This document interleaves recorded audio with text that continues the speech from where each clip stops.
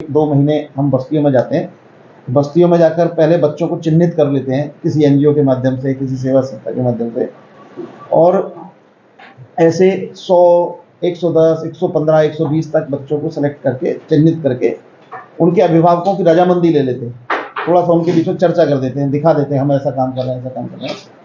और पहले मार्च के फर्स्ट वीक में इन सब बच्चों को 1 सप्ताह के लिए बुलाते हैं। पहले साल तो कठिनाई थी, पहले साल तो दिखाने के लिए हमको कुछ नहीं था। अब तो जैसे तीसरा बैच इस समय चल रहा है, इस बार तीसरा शिविर था, तो अब तो हमारे पास दिखाने को है। पुराने बच्चे वहाँ पर होते हैं, पुराने जो अभिभावक हैं वो भी नए अभिभावकों को प्रेरित करते हैं। कन्हैया जी, जो आपने मिल जाता है, कोई अपनी क्लासेस वगैरह है या किस तरीके से आप मैं वही बता रहा हूँ। 7 दिन के बाद जब 7वें दिन बच्चे रहते हैं, उसमें से फाइनल हम 30-35 बच्चों का सिलेक्शन कर लेते हैं और अभिभावकों को बताते हैं कि आपको हम घर पहुंचने पर सूचना देंगे किस बच्चे का सिलेक्शन हुआ है, किसका नहीं, क्योंकि वहाँ देने पर थोड़ा सा निराशा का माहौल ना बने किसी को। और जिन बच्चों का चयन नहीं हुआ, वो बच्चे भी 6 दिन में, 7 दिन में पढ़ाई के प्रति इतना मोटिवेट हो जाएं, तो वहाँ अगर उनका सिलेक्शन हम नहीं कर पा रहे, तो कम से कम वहाँ कोई सेवा भारती का वर्ग, कोई अपने कार्यकर्ता किसी सरस्वती शिशु मंदिर में स्थानीय स्तर पर भी उनकी पढ़ाई की चिंता ये हो जाए। जिनका चयन हम कर लेते हैं उनको हम, जैसे अजय जी ने बताया, पहले 2 वर्ष हमारे पास मेरठ में संघ की अपनी बिल्डिंग है, माधवकुंज शताब्दी नगर, वहाँ पर एक छात्रावास हमारे पास था। और पिछले वर्ष से हम गढ़मुक्तेश्वर में ब्रजघाट में पहुँच गए। वहाँ पर एक तो हमने भूमि अपनी खरीद ली है 4-4.5 हज़ार मीटर, जिसमें धीरे धीरे कंस्ट्रक्शन करेंगे। तब तक हमें वहाँ एक ट्रस्ट ने एक अपनी बनी बनाई बिल्डिंग दे दी, जिसमें अभी 80 बच्चे हमारे साथ रहते हैं, जो अपने कहा ना क्लास करते हैं कर, तो वो 80 बच्चे अभी हैं 3 वर्षों के, 30 किए, कुछ बीच में ड्रॉप आउट हुए। तो वहाँ एक बड़ी धर्मशाला हमको दे दी एक ट्रस्ट ने, वहाँ भी 80 बालक हैं। स्कूलिंग के लिए हम उनको प्रॉपर सरस्वती शिशु मंदिर और सरस्वती विद्या मंदिर में वहाँ भेजते हैं। हमारा कॉन्सेप्ट ये है कि बच्चा सर्वांगीण विकास उसका तब होगा जब समाज के बाकी बच्चों के साथ वो स्कूल जाएगा। नेह नीड फाउंडेशन समाज के लोगों के सहयोग से और समाज का एक ऐसा वर्ग जो कि मुख्य धारा से थोड़ा वंचित रह जाता है, ऐसे उन अप्रवासी बस्तियों के बच्चों को शिक्षित करके, उनका व्यक्ति निर्माण करके, संस्कार देकर और उन्हें मुख्य धारा में जोड़ने का काम, ताकि वो जिस वातावरण में रह रहे हैं उस वातावरण को, अपनी बस्ती को और धीरे धीरे फिर समाज को उन्मुख करने का कार्य कर रहे हैं। तो ऐसे बच्चों का व्यक्ति निर्माण का कार्य नेह नीड फाउंडेशन कर रहा है। केवल ऐसे ही नहीं कि समाज में गए, हम बस्तियों में गए, वहां से कोई हमने बच्चों को कलेक्ट करा, बाकायदा उनका जैसे एक सिलेक्शन होता है, उस चयन की प्रक्रिया के माध्यम से बच्चों को लेते हैं और उनके अंदर संस्कार, शिक्षा और उनका व्यक्तिगत निर्माण करने का कार्य नेह नीड फाउंडेशन कर रहा है। किस एज ग्रुप के बच्चे इसमें सेलेक्ट किए जाते हैं? इसमें अभी जो बच्चे हम लोग सेलेक्ट कर रहे हैं लगभग 10 से 12 वर्ष के, और कक्षा 3 से लेकर कक्षा 8 तक के बच्चे अभी वहाँ पर निवास कर रहे हैं और शिक्षा ग्रहण कर रहे हैं। नेह नीड फाउंडेशन अभी ब्रजघाट में जो छात्रावास चला रहा है, वहाँ विभिन्न बस्तियों से 80 बालक हैं।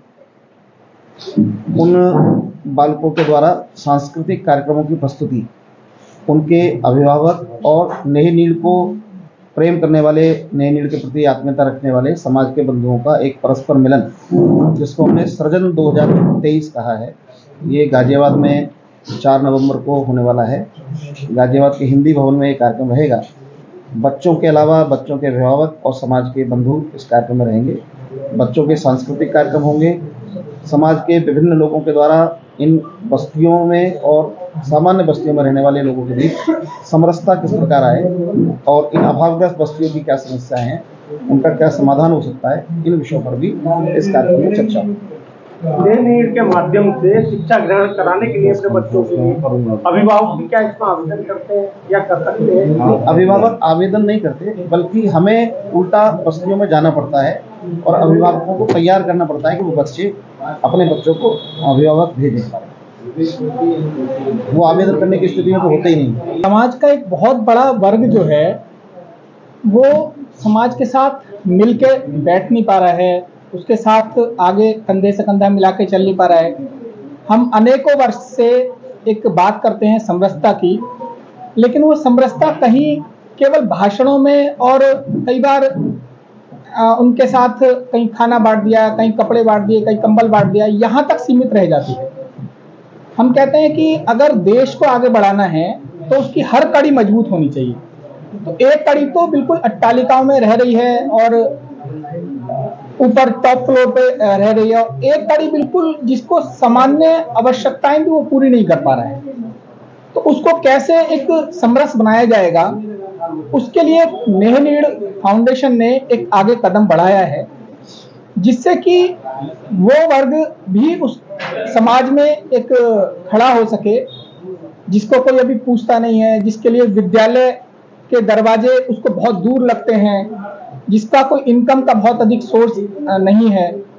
वो कहीं कूड़ा बीन रहा होगा, कहीं कोई कचरा बीन के अपना जीविकोपार्जन कर रहा होगा, और इसी का जो लाभ उठाते हुए जो देश को तोड़ने वाली संस्थाएं हैं, ऐसा उन्हीं लोगों का लाभ उठाते हुए उनको कोई और ड्रग्स रैकेट में डाल देते हैं, कोई सेक्स रैकेट में डाल देते हैं। तो ऐसा उनके अभिभावकों को पास जाना, उनको बताना कि आज शिक्षा की कितनी आवश्यकता है, शिक्षा कितनी जरूरी है, उनको फिर उसके लिए सहमति उनकी लेना और उन बच्चों को उनका चयन करना, उनको इस लायक बनाना कि वो शिक्षा ग्रहण करें और एक अपने एक मकाम हासिल करें, अपने उस क्षेत्र का एक नेतृत्व कर सकें, ऐसा एक मकाम हासिल करें। तो इसके लिए नेहनीड जो संस्थान है वो गत 3 वर्षों से कार्यक्रम कर रहा है, अपना कार्यरत है, और ये सारी चीजें जन सामान्य तक पहुंचे, इसके लिए गाजियाबाद में एक अपना कार्यक्रम होने जा रहा है, सृजन 2023, और लोहिया नगर के हिंदी भवन में एक हम अपना कार्यक्रम कर रहे हैं 4 तारीख को, और शाम को 6 बजे से 8 बजे तक सहपरिवार उसमें सब लोग आने वाले हैं। अब तक कितने बच्चों को नेहनीड द्वारा शिक्षा ग्रहण कराई जाती है? अभी तक 80 बच्चे उस नेहनीड में शिक्षा ग्रहण कर रहे हैं। तीसरी क्लास से 9वीं क्लास तक के बालक उसमें भी हैं, और वो शिक्षा तो जो विद्या मंदिर है, शिशु मंदिर है, उसमें लेते ही हैं।